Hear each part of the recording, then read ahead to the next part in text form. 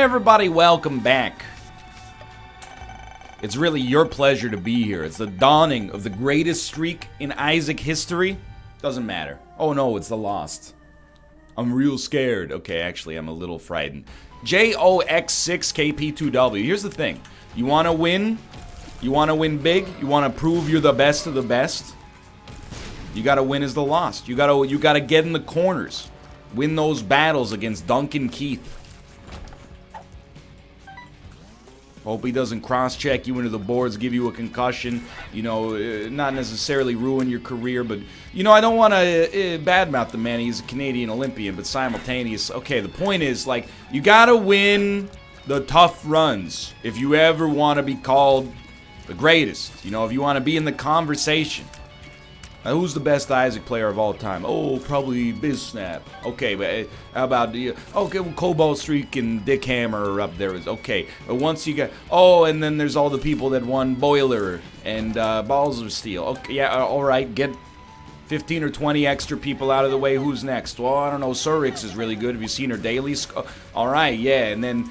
Well, you know, don't forget about Corey, twitch.tv/FlackBlag. I mean, he's, you know, a slow Isaac player, but he's got a great track record and scores really okay. Yeah, you're right. He's got great daily scores. He's probably better than me. But once you get those 200 or 250 Isaac players out of the conversation, I'm asking, if you're talking about classics, does my name get brought up? We're about to prove it right here. We're about to elevate ourselves from 250 to 248, guaranteed. On this very run. And that's why I say most of the time I start a video, I say thank you for joining me.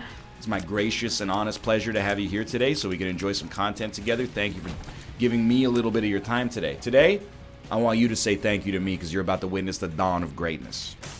Batman versus Superman, except the dawn of greatness, not justice. We got one win.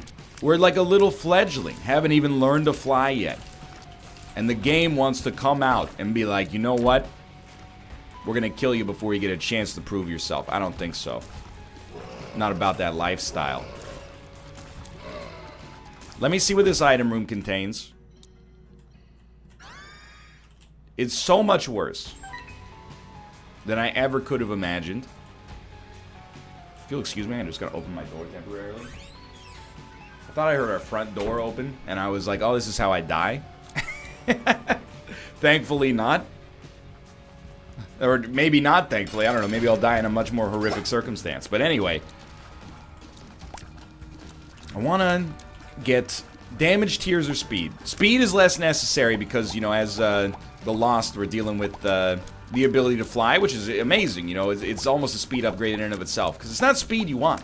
It's the effective speed, which is maneuverability, the ability to dodge enemies more reliably, and so on and so forth. I don't really care about being fast. I care about being fast enough to get out of the way of enemy attacks. Great fight. You did good. And that's a rate of fire increase with a bunch of things we couldn't care less about. Anyway, though.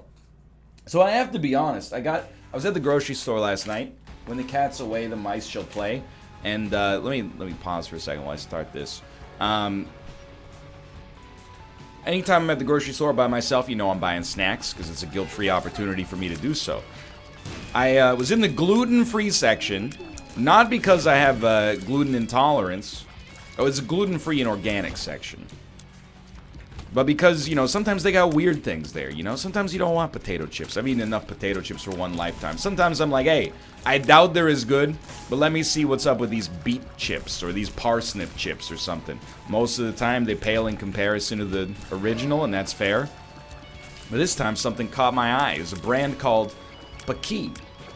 I don't know if that's how you pronounce it, but that's how I'm choosing to pronounce it. They make a potato chip called a Haunted Ghost Pepper potato chips, or tortilla chips, I should say. I will take it. I believe in this item. And I said, you know what?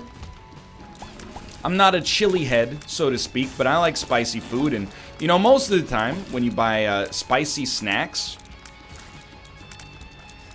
the bark is worse than their bite. You know, it's always like it's got like a nuclear bomb on the front of it. Doritos takes no responsibility for the hip-hop and spice you get from these, you know, and it's you bite it and you're like, well, it's like it's got like cayenne pepper on it. These, so I thought it was the same, you know? Thought it was a situation where, you know, it's all marketing fluff. I'm here to tell you, these chips pack a bite. And this is not a sponsored thing, because I don't even know if I would recommend them. I think the flavor is good, but the heat is legitimate. It gets to that level of spice where it doesn't taste like heat anymore. It's like a scratchiness in the back of your throat. So, I ate like 1,000 of them last night, and then, you know, earlier today, I paid the price. I've never had a snack do that to me before. You know, without giving you too much information. Here's how bad betrayal is. Like, even though it was free, I was like, I don't know if we really want it. I also see that we have a library, which we should absolutely go back for. This runs off to a decent start, no doubt. Can't say it's an easy win yet, but, you know, damage, rate of fire, very good. That's not a library, that's an Isaac's room. So just know, if you are a chili head and you want a spicy snack, dude, this one, it's legitimate. And again, I'm not going to say eat at your own risk, because I don't think you're actually... You know, I remember reading that story. There was like the 13-year-old in the UK got sent to the hospital because they ate a Dorito that was too spicy for them. England, you know, I've been to your country, and I've eaten some wonderful food. But there is a reputation that English people like bland foods and jellied eels. I disagree with that as a stereotype. But if you want the international community to start taking you more seriously, you gotta put a pin in these stories that are like, the Doritos too spicy, I had to go to the hospital. I'm just telling it like it is. These are legit, is all I'm saying. Two of spades. Yeah, well, I mean... I'm not gonna do that. I think I'm happy with where I am. Sorry, Isaac's room. We never had a choice, really. Well, we could have used money instead of bombs to reroll the shop, and then 2 bombs gets us into Isaac's room. Maybe we could get a third, but the odds of it being a black market to begin with are just not good. You get the idea. Anyway, if you're a chili head, check them out. It's about $100 a bag, so it's a pretty good bargain. That might just be Vancouver prices, I don't know. Open one. Okay, open the other. Fair. You gotta have a game plan when you go into a room like that. Here's what we're gonna do. Crack it. Pop this. Thanks, I hate it. Cone head. I mean, it makes us look cool. There's nothing looks cooler than this. This is the hottest look of the summer.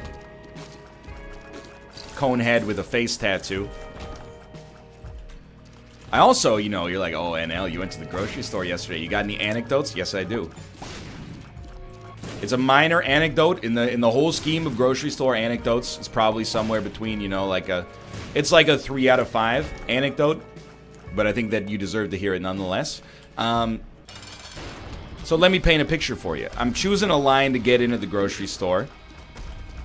And here's the thing. You don't look at the person, in my opinion at least, you don't look at the person going through. You look at the person that's next up. That gives you a more accurate appraisal of whether, you know, you're going to be seen in what I would consider to be a timely fashion. I got to focus here as well. Person in front of me, single bag of almonds. That's the only thing on the conveyor belt. So I say to myself, this is the line I want to be in 100%. That was a great fight towards the end of it. This is the line I want to be in 100%. Lady in front of her, literally, and I know how to use the word literally buying somewhere between 20 and 25 grapefruits. An endless parade of grapefruits. Beep, beep, beep. She's got some pineapples. I don't know, she might have had a coconut. It seems like she was getting ingredients for juice. Nothing wrong with that. Enjoy your juice. However, I don't know if you know this, grapefruits, not necessarily breaking the bank, but one grapefruit is like 5 times as expensive as a single apple. You know, you gotta be prepared. It's also heavier, but grapefruits, they're starting to get into premium fruit territory, no doubt. Now, are you at avocado levels? Probably not, but still, you know, they're a little pricey. So to finish scanning all the grapefruits, this was not at a Whole Foods, by the way, so you're not expecting like, you know, $4 a grapefruit. But anyway, The cashier finishes scanning all the grapefruits, and she goes, all right, that'll be $46 or something along those lines. And the person that bought the grapefruits went, wait, what? $46?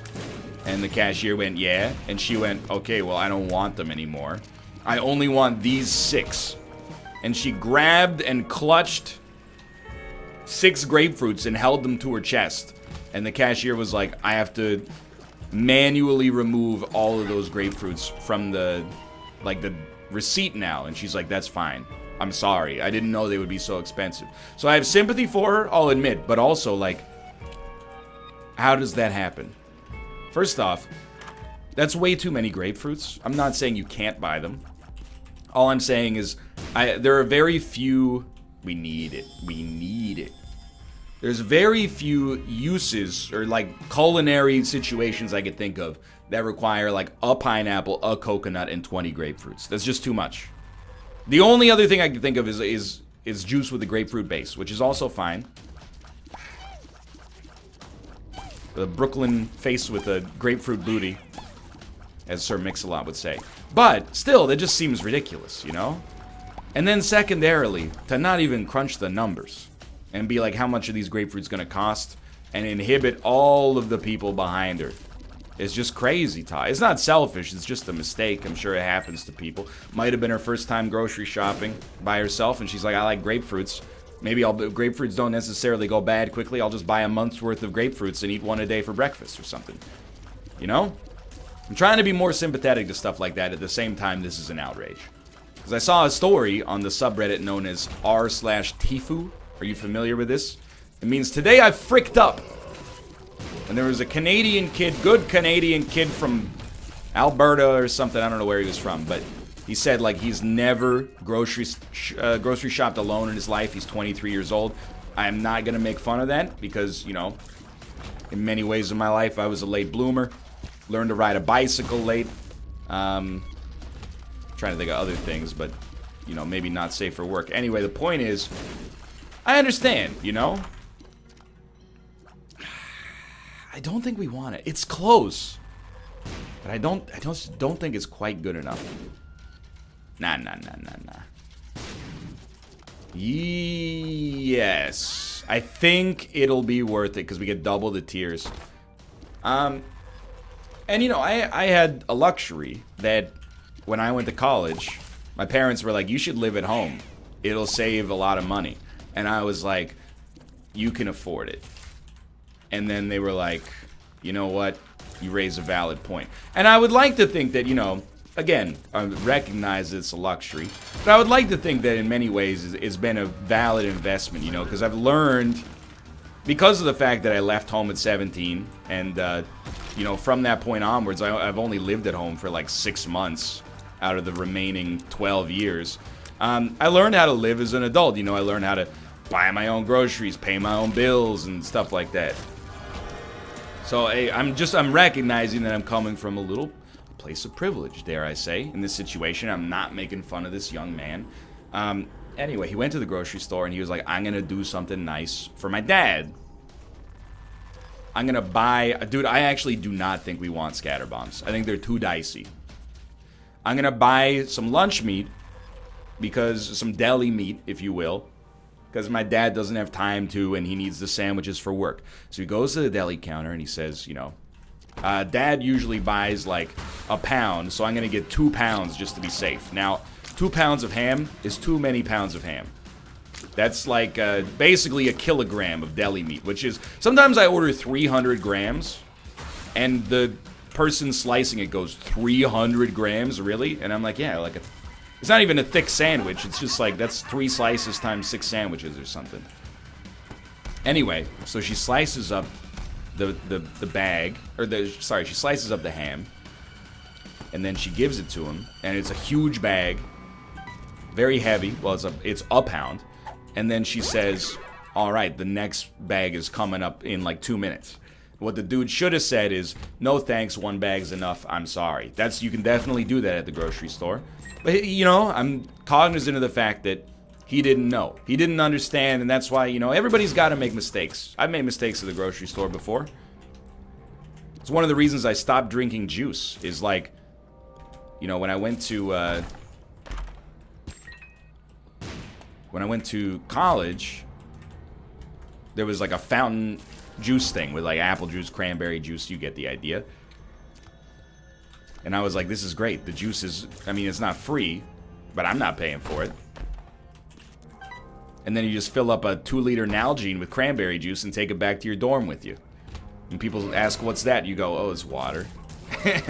I brought this from my room. Hey, look, is it stealing? Kind of. But it's, well, it's basically just, well, it's not stealing. It's like stealing from a buffet. I think it's one of those crimes that's acceptable if you're between 17 and 23 years old. You know, like murder. I wish we didn't take Bob's brain, but that's the danger of Curse of the Blind. It's gonna happen from time to time. What was I saying? Yes. I understand, you know, like, it's something you gotta learn on the job. I bought juice when I moved into a real house, you know, where we had to actually buy groceries in my second year of university. I, like, bought orange juice, and the orange juice was like $4.50, and I was like, that's crazy. Water just comes out of the tap and is almost free. Saved me a lot of money over my university career. I had a friend, and if you're listening, I know you're not, but if you're listening, buddy, I'm sorry for outing you, and buddy number 2, I'm sorry that I never told you about this, but, you know, I'm not a narc. There used to be a juice rotation that was like, hey, this week it's your turn to buy juice. This week it's your turn to buy juice. I wasn't on the juice rotation, and I chose not to drink juice. That's you opt out of the juice rotation. You never pay, you never drink the juice. I was okay with that arrangement to a huge degree. Let's go down here. One of my buddies was on the juice rotation, but what he did is whenever it was his turn to buy juice, he just bought like the 80-cent cans of juice concentrate and then poured them into the most recent orange juice carton of fresh orange juice.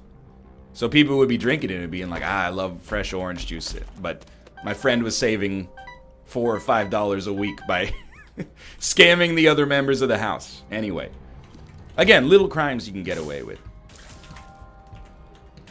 That's not really theft. That one's more of a fraud sort of situation. But anyway, you gotta learn it on the job, so I try to be more sympathetic. But at the same time, I'm also like, come on. I mean, what were you thinking? 30 grapefruits? 20 grapefruits? What are you gonna do with 20 grapefruits? It's just an outrageous order. And they were all loose as well, which I think is actually fine. Because I guess, like, you wouldn't want to... One bag with 20 grapefruits, they have never made a plastic bag strong enough to hold that. But, like, you're just gonna wheel your cart down into the parking garage and then load 20 loose grapefruits into your car? That's just... Like, are you an actual clown? Is this part of a clowning bit that I'm unfamiliar with? It's just weird, dude. Again, you know... Please, by the way, don't think that if you go to the grocery store, everybody's judging you like I judge you.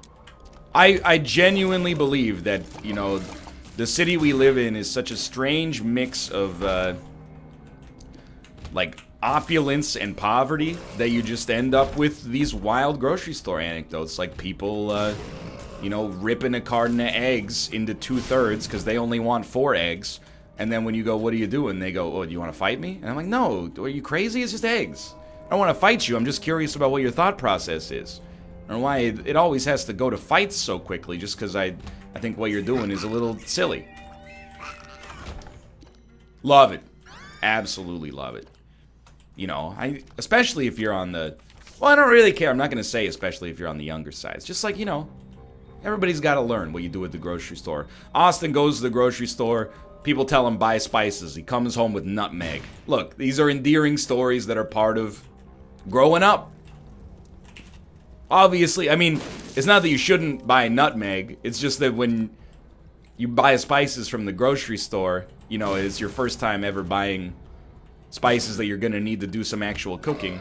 Nutmeg is not like your first priority. It's an extremely low priority. Blank card, blank rune. Blank card, Burkano. Blank card, Yera. It's a weird one. Because blank card, blank rune might be better. But I will go blank card, Yera. Because, I mean, you're aware of the fact that this is a classic combo. Very worried. By the way, I haven't talked about it at all. But it's hard to maneuver Ludo when you also have Dunce Cap. It's working out fine for us because our damage is exceptional. So the thing is, like, Nod Leaf is probably a smart choice. And we'll just stand still with our tier on top of us. But I'm not willing to go for it. Because if we get trapped in an awkward situation, it would be too much. Just things you gotta learn on the job is all I'm saying about the grocery store stuff. If you've never, you know, gone to the grocery store by yourself, you've never, you know, like, planned what do I need to eat this week, you should do it.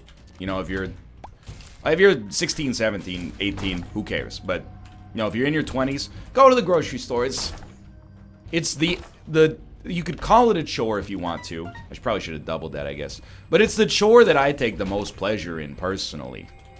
Why? Many reasons that I think are obvious. What you buy now, you get to eat later. It's not like, you know, when you vacuum, you know, of course you need the house to be reasonably clean.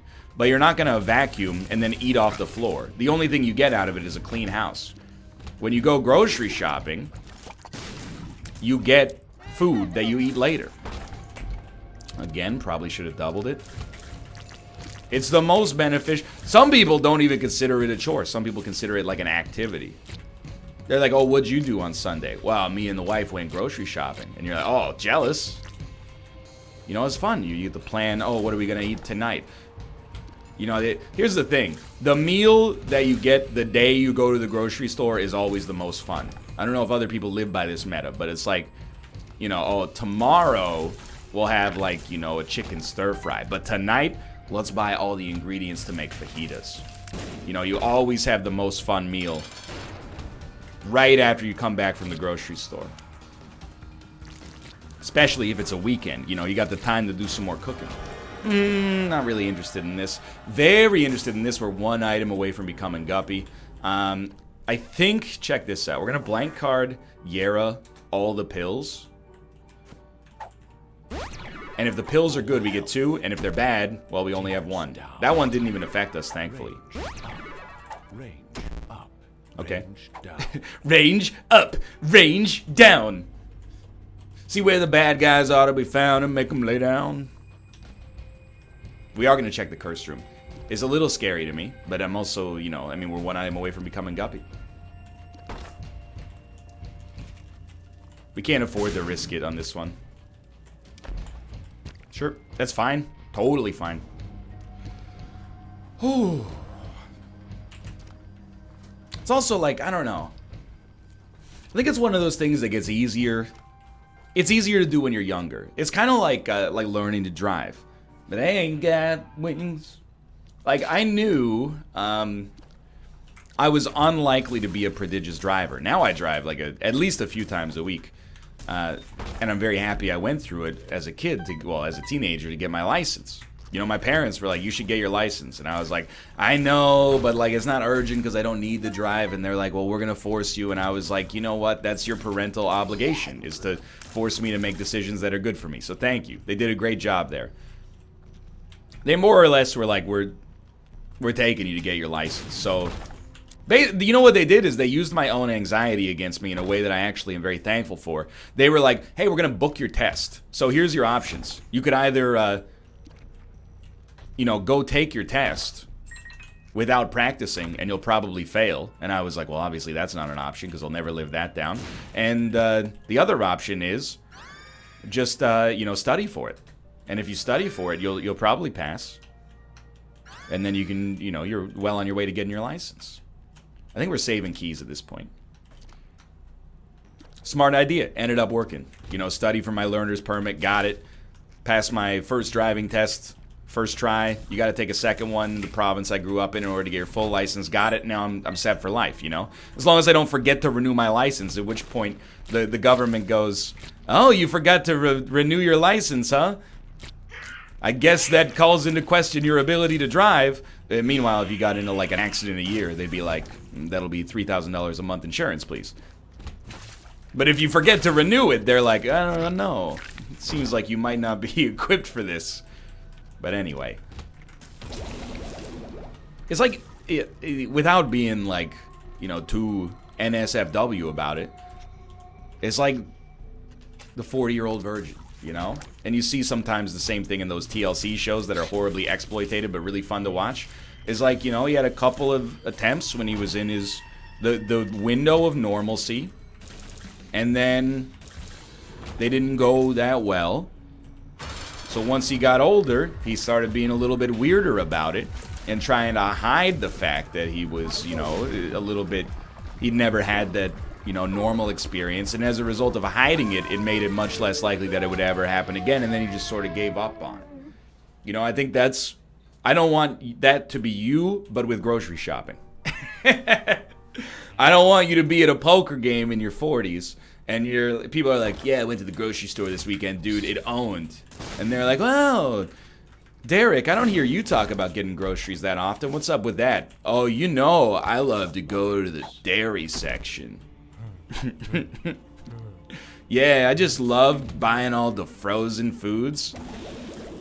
You know when you go to the sandwich aisle in the grocery store and people are like, sandwich aisle? Dawns on them very slowly. This guy's never been in a grocery store before. You know when they're giving out free samples of ice cream? What grocery store are you going to that's giving you free samples of ice cream? That's a perishable. It's gonna melt before they give away the samples. It doesn't make any sense. Excuse me, I did this room? Oh, it's Curse of the whatever. Thank you, thank you. I just don't, I want you to feel comfortable going to the grocery store, which is why I make fun of everybody that does things slightly outside of the bounds of normalcy. Haha. You've done it again with Retrovision. Just when I think you can't get me, you get me. Oh, that was an extremely worthwhile pickup. Yo, this is a dead end? Pardon?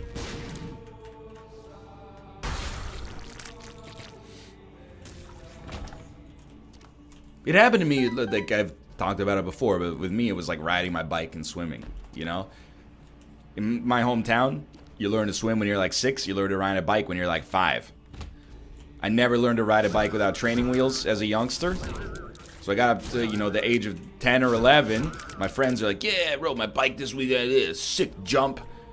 Built a ramp out of some plywood and cinder blocks. Jumped over my brother's stomach. If I landed on him, he probably would have died. They, Ryan, do you like riding your bike? Yeah, I love to. Oh, when I get my Huffy going 70 kilometers an hour down the gravel road, oh, the wind in my hair. Wait a minute, this guy's never ridden a Huffy. He's a phony. And then eventually I just learned late, which was, you know, you gotta swallow your pride.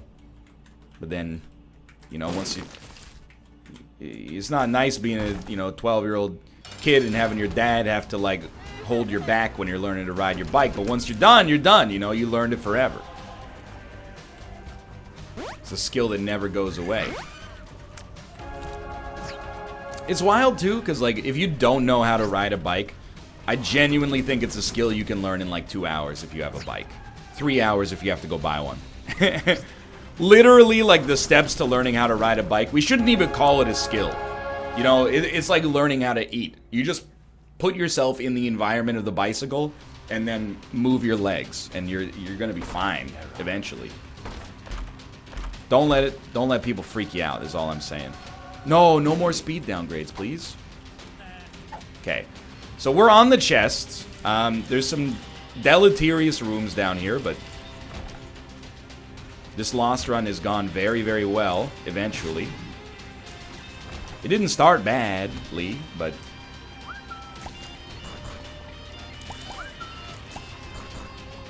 kind of messed this one up. This guy's like 99% dead, but I didn't kill him. The big concern, 100%, is Bob's brain. If we can make an effort to use Bob's brain productively and safely, and then let Ludo do the rest, we're in a great spot. Need some more keys. Definitely should have focused on doubling keys earlier, but, you know, it's a run where, let's be honest. What? You know, we had kind of bigger things on the brain, because if we get hit twice on any single room, we die. So Just trying to stay, you know, focused on what matters. Don't sweat the small stuff, and a lot of it is smallish. We did get a hit there. Scary room. Lucky moves. Alright, very, very good fight. We had to time it right, but we got it done. Hush should be Haunt should be very, very simple.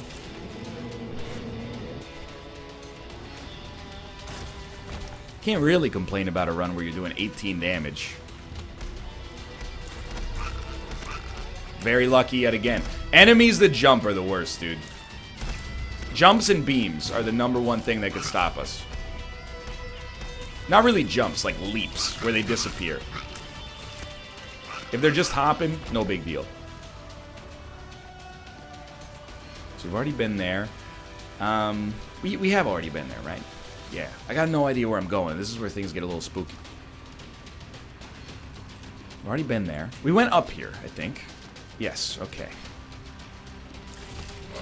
Might surprise you, but the rooms that I think are scariest for me are not... Smart play, smart play. You know what? I think you go straight for that. I don't really care about Dark Bum. Parasitoid tears could be huge, though. I don't know what's happening to our tears. I guess the parasitoid tears are smaller for whatever reason. The rooms I'm most afraid of are not like double cage, although that would also be, you know, a nasty one. I'm most afraid of like double adversary because of the beams and the jumping, but... Alright, let's put our money where our mouth is. I love a stationary enemy. Thank you, spiders. You're doing amazing work. You're doing great, sweetie. Keep it up. What a wonderful run. I told you, we're at the dawn of greatness. If you enjoyed the episode, click the like button. Helps us a great deal. Of course, subscribe if you want to see more in the future. For now, thanks for watching. I will see you next time.